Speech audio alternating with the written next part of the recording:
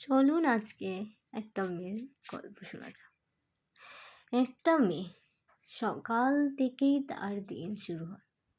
ঘর পরিষ্কার, রান্না, জল আনা, সবাইকে খাওয়ানো, তার নিজের জন্য সময় সেটা মনে হয় তার জীবন থেকেই হারিয়ে গেছে। সে সবার হাসির পিছনে নিজের ক্লান্তি লুকিয়ে রাখে। শরীর, হ্যাঁ, শরীর ক্লান্ত হয় বটে, কিন্তু মনের কথা তো কেউ শোনে না। তার হাতগুলো রোজ কাজ করতে করতে কঠিন হয়ে যাচ্ছে, কিন্তু তার মন যে আজও কোমল, আজও অপেক্ষা তাকে একটু ভালোবাসার জন্য।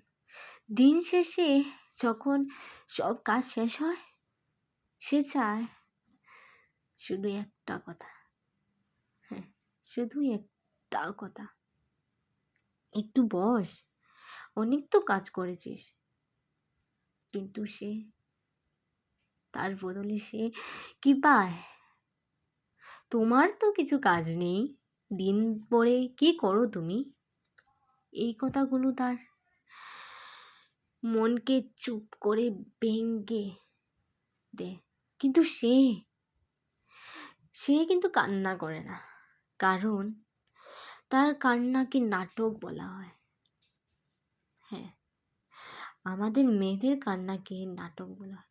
কিন্তু মনে রাখবে, এই মেয়েটা শুধু কাজ করে না, সে একটা পরিবারকে ধরে রাখে। সে হলো সেই শক্তি, যে শক্তির ছাড়া কোনো বাড়ি হয়ে ওঠে না। হ্যাঁ, এই মেয়েরই ছাড়া কোনো বাড়ি।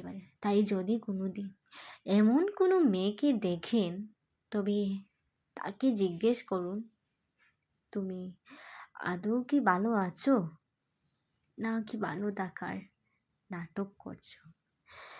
হ্যাঁ, আমি ছোটো মুখে অনেক বড় কথা বলেছি, কিন্তু মেয়েদের জীবন এটাই রিয়েলিটি।